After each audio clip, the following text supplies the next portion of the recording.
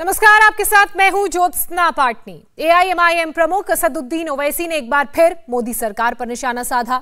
हैदराबाद में हिंदू युवक की हत्या पर चुप्पी तोड़ते हुए असदुद्दीन ओवैसी ने मोदी सरकार को घेरने की कोशिश की। कहा, जहांगीरपुरी से खरगोन तक मुसलमानों के घर तोड़े गए, पीएम मोदी चुप क्यों हैं?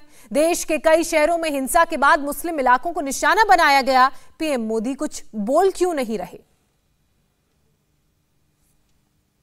इस लड़की ने अपने पसंद से शादी की, कानूनन उसको इजाजत है, कानूनन उसको इजाजत है, उसने शादी कर ली।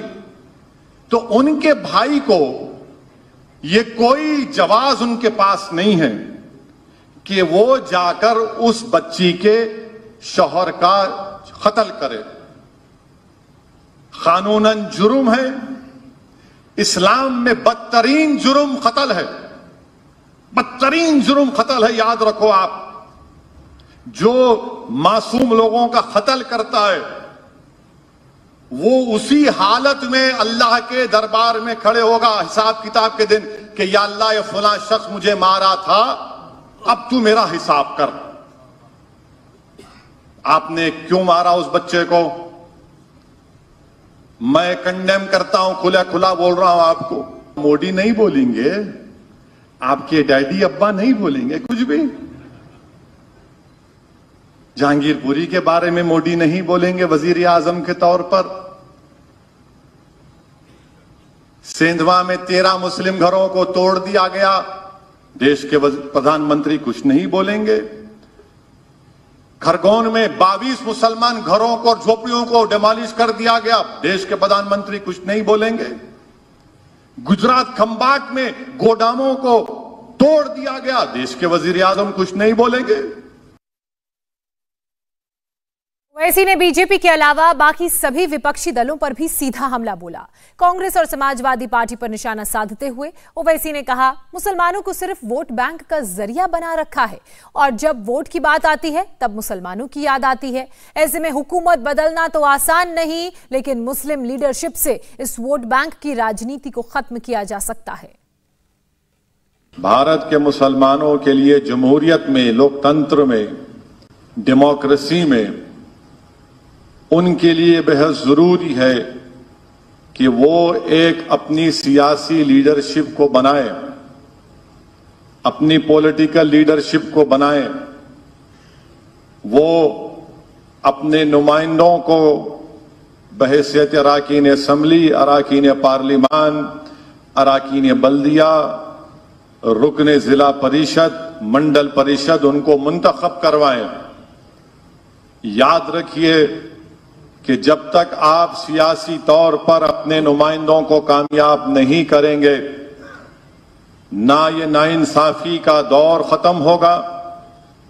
ये जो नफरत का तूफान हमारे सामने खड़ा है, ये जो बर्बादी के बादल हमारे सरों पर मंडला रहे हैं, जो लोग आज हमारे खून के प्यासे बन चुके हैं, जो हमको आईन में, संविधान में जो हुकूक दिए गए हैं, उन हुकूक को हमसे छीनना चाहते हैं। बल्कि जिन्होंने अपीलें की थी उत्तर प्रदेश में कि हुकूमत को बदलना है, कहां हैं तुम लोग आज? कहां हैं तुम लोग आज? तुम्हारे चेहरे नजर नहीं आते?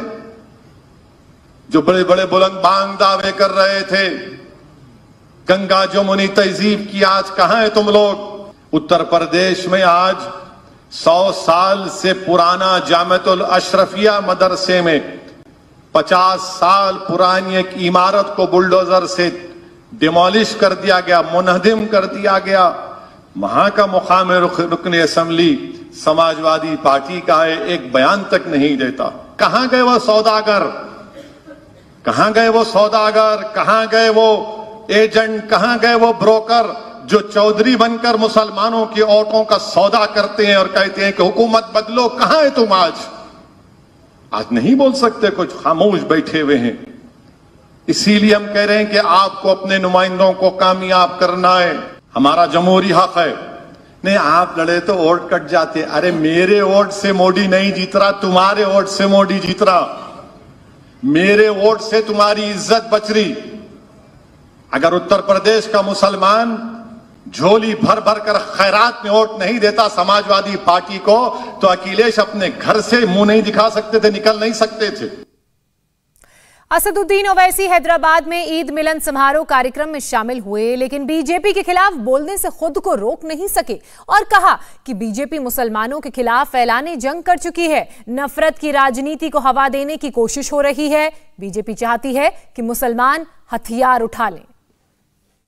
आपने देख लिया कि जिन पर आपने भरोसा किया वो ना सिर्फ नाकाम साबित हुए, बल्कि उनकी वजह से आज मुल्क के इख्तिदार पर ऐसी जमात बरसरे इख्तिदार जमात है जो भारत के मुसलमानों के खिलाफ ऐलाने जंग कर चुकी है, यानी बीजेपी।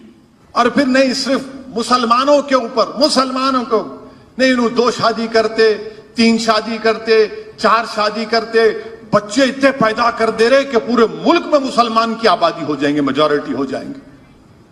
मैं बीजेपी वालों को और आरएसएस के लोगों से कहना चाह रहा हूं, और जो मुसलमानों से नफरत करते हैं, आप मुसलमानों से नफरत नहीं बल्कि आप भारत से नफरत कर रहे हैं। हमको अपनी लीडरशिप को बनाना है। याद रखिए, आने वाले हालात, आने वाले नफरत के तूफान और रहेंगे। उन नफरतों के तूफान का अगर हमको रुख मोड़ना है तो रुख कैसे मोड़ा जाता है? दुआ के साथ अमल, और अमल क्या है? अपनी सियासी ताकत को, अपने नुमाइंदों को कामयाब करो। बहुत से लोग बड़ी बड़ी बातें कर रहे हैं, अभी भी दिमागों में उनके जाल है, ख्वाब देख रहे हैं। खैर कोई बात नहीं, हम अपने दुश्मन को कभी कमतर नहीं समझते। हम अपने सियासी हरीफ को इज्जत देते हैं और इज्जत देकर पूरी तैयारी से मुकाबला करते हैं। आदिवासी लोग भी हमारा कॉरपोरेटर है, नायक राजमोहन हमारा कॉरपोरेटर है, स्वामी यादव हमारा कॉरपोरेटर है। इन्हीं काफी है बीजेपी के लिए। मेरा टाइम बाद में आता। अगर एक बार आग लगेगी ना, आप अपने घर में बैठ के नहीं बोल सकते नहीं वहां लगी आग, मेरे पास नहीं आई। वहां से आग शुरू होके तुम्हारे घर तक आ जाएंगे।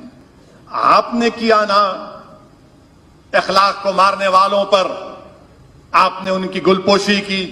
रगबर को मारा गया तो आप वो निकले सजाए मौत के बाद, तो आपके मिनिस्टर ने फूल का हार पहनाया बीजेपी के लोगों ने। 50 मिनट के नॉन स्टॉप भाषण में ओवैसी ने सिर्फ और सिर्फ मुस्लिम सियासत पर बात की। कहा कि जब तक मुस्लिम अपने प्रतिनिधियों को नहीं चुनेंगे, नफरत का तूफान थमेगा नहीं।